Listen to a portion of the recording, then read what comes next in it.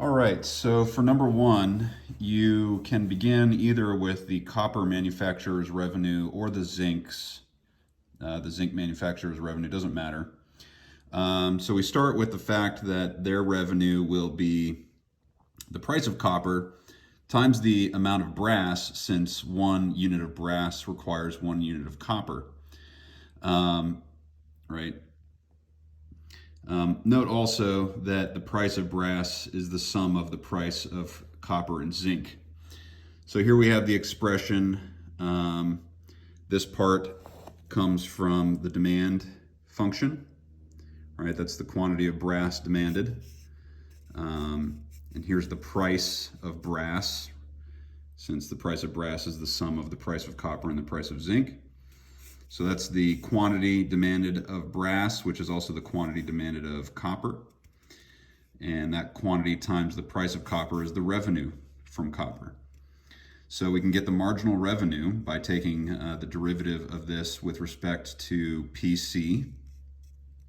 All right, here's the copper revenue. I've derived the profit function as the revenue minus the cost. There's zero cost of mining copper. All right, so if we take the derivative of this with respect to PC, we get marginal revenue. Marginal cost is 0, so we set that equal to, here's marginal revenue equal to marginal cost. And then we can derive what the price of copper will be, right? So that's down here. It's the same for zinc.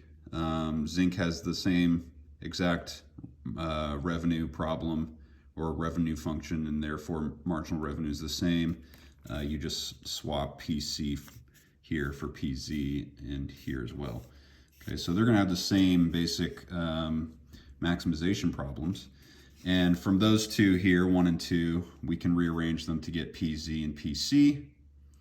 So basically at this point we have 2 equations and 2 unknowns. We can plug PC, this expression for PC, into here.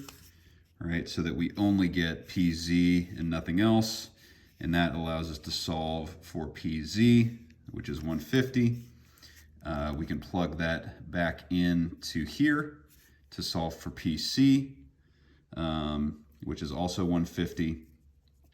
And since the price of brass is just the sum of the prices of copper and zinc, 150 plus 150 is 300.